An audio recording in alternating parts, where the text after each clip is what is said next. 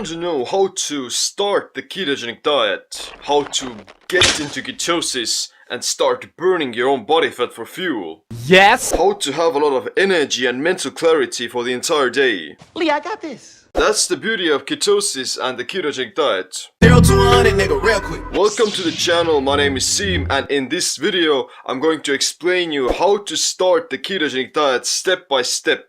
It's a complete beginner's guide. You ain't gonna see it coming. If you want to know how to optimize and improve your body and mind, then make sure you subscribe because my videos cover exactly those topics. But now let's start with some of the basics of your metabolism. You ain't gonna see it coming. Come on, learn. So, your body can use different fuel sources for energy. Glucose is the molecule of carbohydrates and it gets stored in the body as glycogen. Fatty acids can be found in dietary fat and you either burn them off as energy or store them in the adipose tissue.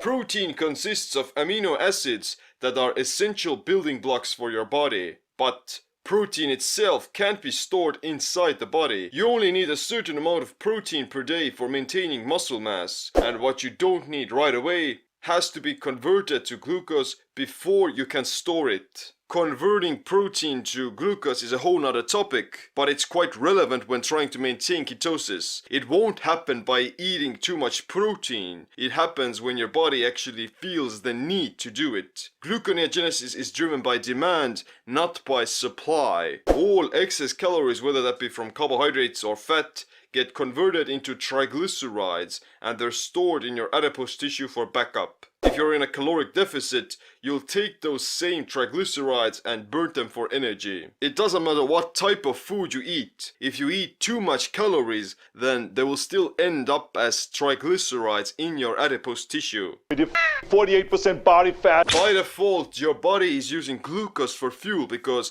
it's quick to absorb and easy to store as fat. When you're in a fasted state or when you reduce your carbohydrate intake, then you will eventually deplete your liver glycogen. The liver will then start producing ketone bodies from stored triglycerides. Those same stored triglycerides in your body fat, which leads us to ketosis. In a nutshell, ketosis is a metabolic state in which your body has shifted from using glucose as its primary fuel source into supplying its energy demands with ketone bodies. You can induce ketosis by fasting for either 3 days or restricting your carbohydrate intake for a few weeks. Ketogenesis involves the creation of ketone bodies such as acetoacetate that gets converted into acetone and beta-hydroxybutyrate. Help! I'm in a nutshell. That sounds like a very difficult process. Why would you even want to get into ketosis?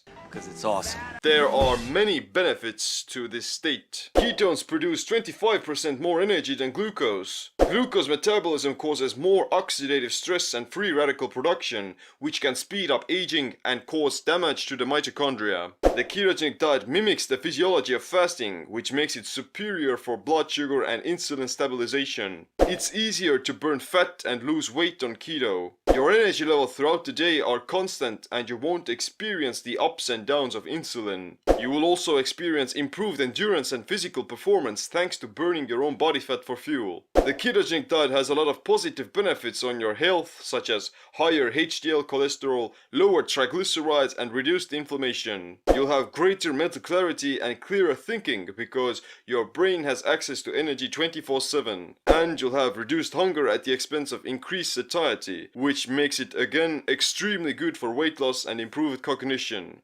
Die, calories, die! I myself have done the ketogenic diet for 3 years and I must say that it has drastically increased the quality of my life, starting from my physical performance, my cognition, my mood, my energy levels and my productivity. It's a lot easier to stay focused on something for longer periods of time without getting sidetracked or getting hungry. It's been great for building muscle and improving my physical performance at the gym as well. And of course, it's very easy to maintain a lean physique year-round. If you're at a caloric deficit on the ketogenic diet, then those missing calories will be taken straight from your body fat. On a non-ketogenic diet that doesn't restrict carbohydrates, you will experience slightly higher rates of muscle loss at a caloric deficit. The reason is that your body is still geared towards burning glucose, and when you run out of glucose inside the body, then you will start to convert your protein into glucose through gluconeogenesis. This is the point where gluconeogenesis is driven by demand, not supply. Your body needs some energy, and the next best thing after glucose is protein. First time in my life I'm Pissed off! But this doesn't happen on a keto diet because your body is using fat as its primary fuel source.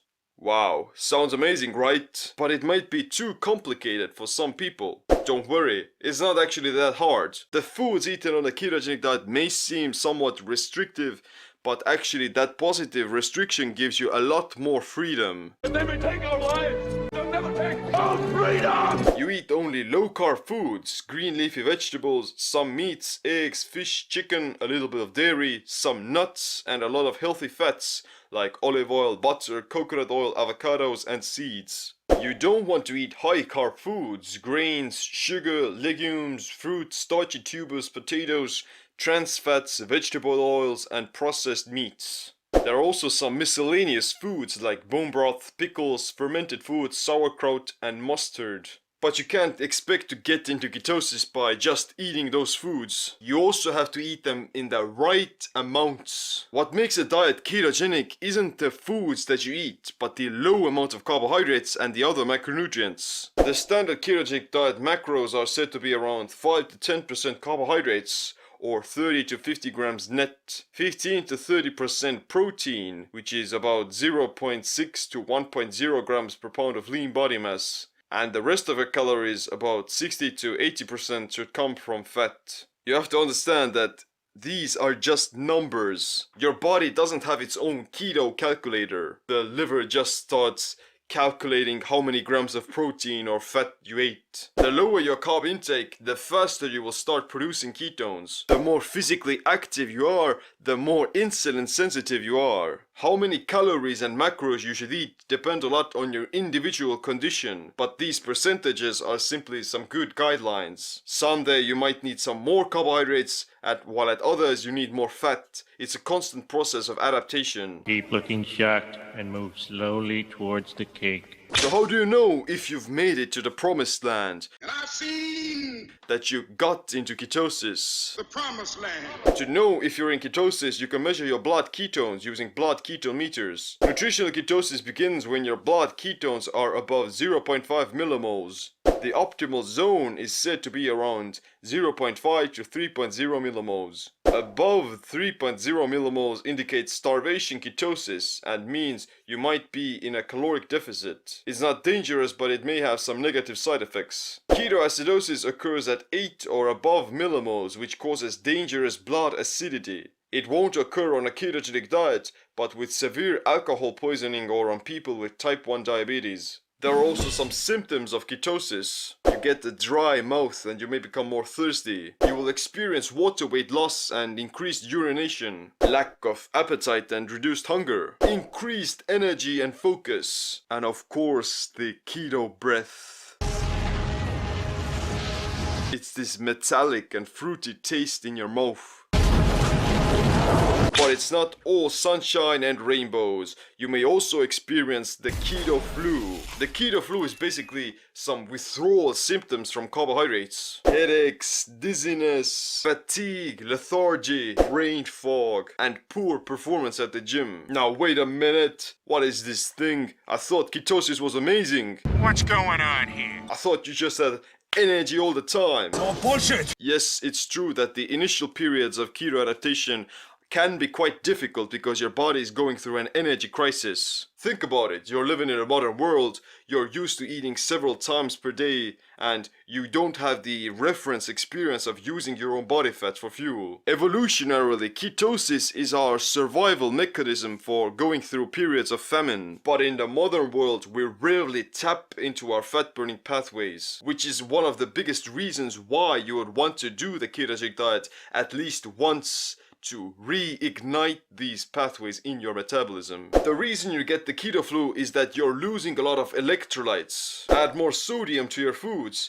Drink bone broth, bouillon cubes, or pickled juices. Take some supplements for magnesium, potassium, and vitamin D. Reduce your overall stress levels. Get more sleep. And during the adaptation phase, train less intensely and focus on building up your fat-burning engine. All of it. Usually it takes about 2 to 3 weeks to become adequately keto adapted, to really notice some of the differences. But it still depends on how your body individually reacts to carbohydrates. For me, it took about a week to notice that my body started to use fat more efficiently. Some people might feel amazing from the get-go, you lucky bastards. For others, it may take up to several months. If you're coming off a high-carb diet, then it's inevitably going to take a longer time to adapt than for someone who has been eating a paleo-type diet for a while now. What about some of the common mistakes? Eating too many carbs. They either have some hidden sugars in their food lurking around, or they just simply eat too many carbohydrates. Low levels of insulin and blood sugar are the key to a ketogenic diet. Not enough fats. You need a substitute for glucose to give your body some energy. Not enough micronutrients. Magnesium, potassium, calcium, vitamin D3 or omega-3s,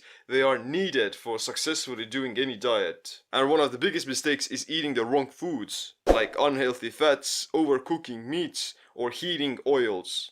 Most importantly, you need a lot of patience and commitment to do the ketogenic diet as a long-term thing. The benefits of proper keto adaptation, they begin to emerge only after a few months. After years of doing the ketogenic diet, I still notice some new aspects to this ketosis thing. Like I can go for longer periods without food and my physical performance is still functioning as if I'm consuming carbohydrates. The longer you do the ketogenic diet, the better your body becomes at burning fat. That's why I highly encourage you to try it out at least once. And not only so that you could see how having constantly high levels of energy feels like, but to also engrave these fat burning pathways into your metabolism. 0 to 100, nigga, real quick. But if you want to get the step-by-step guide to starting the ketogenic diet, then I highly recommend you my Simple Keto video course. I'll leave a discount code in the description. But other than that, click the like, subscribe, notification bell as well like always. My name is Sim. Stay ketotic, stay empowered. Real quick. Whole squad on the real shit. 0 to 100, nigga, real quick. Real quick. Real fucking quick, nigga.